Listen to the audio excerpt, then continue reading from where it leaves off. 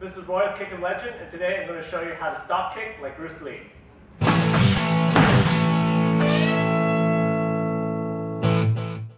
So I'm here with my friend Peter at Michigan Kickboxing Academy here in Troy, Michigan.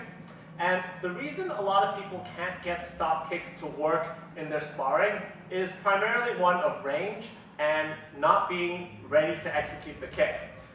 When Peter and I are in long range and he steps in, understanding that is no problem, right? But I find a lot of people, after they hit something and they get out and Peter comes in with this counterattack, they wish they could stop kick, but they're finding themselves not quite ready, a little bit jammed up, and that's what we're going to try to fix today in this Thai Pad Tuesday.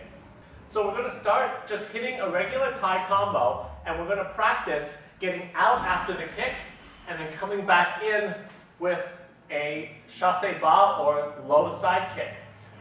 I'm going to exaggerate the motion when I'm doing the drill so that I'm learning how to kick with power, but then when I'm actually doing it in sparring, if I don't have the time, I'm not going to do the full motion. So first the full motion. I'm going to roll my left knee to my left shoulder almost, and then stomp it down heel first. So this motion allows me to use my momentum. I'm stepping back and bringing my left foot up with my motion, and then hopping back in, kicking downwards with that momentum. In reality, after I get back, if I don't have time, I'm really just sticking the foot out. But in training, I'm going to come out, bring my left knee high, and then hop back in, stomping the left side kick. So the basic combo we're going to hit today is right cross, left hook, right kick. Very familiar combo to then add the step out and side kick on.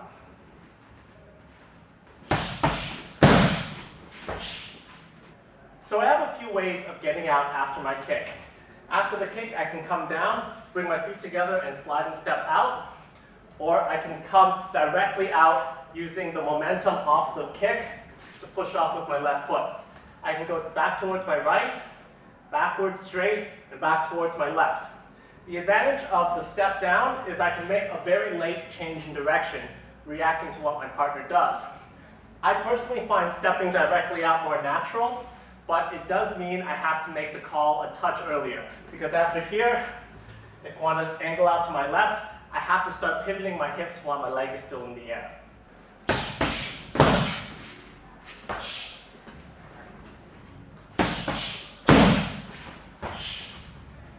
So depending on what your partner is doing, you can sector out to one of the three directions and then either come back in with an attacking side kick, or you use that as a stop kick as he comes in for his riposte.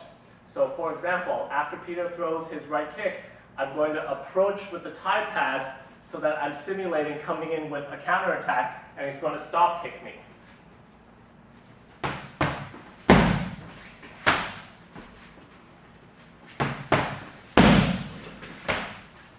So that's what I'm learning here. I'm learning after I throw a combo to create sufficient space between me and my partner so that when he's coming in, I have room to execute a full stop kick, which is where most people have difficulty.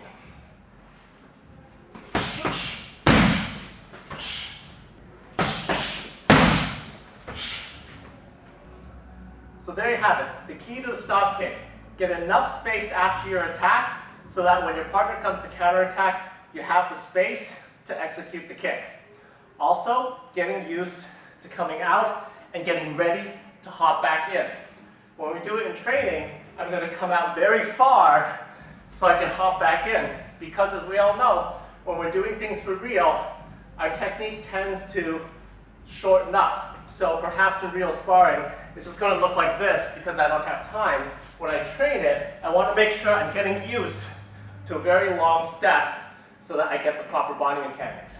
The movement adds a really new dimension as far as, even if you're a high-level, martial artist, when it comes to things like kickboxing, you might have thrown lots of kicks in a certain way, and you could have mastered those. A big thing people have a problem with is they'll start new techniques and immediately think that they have them. But side kicks, when you haven't done them before, it really is a key of practice makes perfect.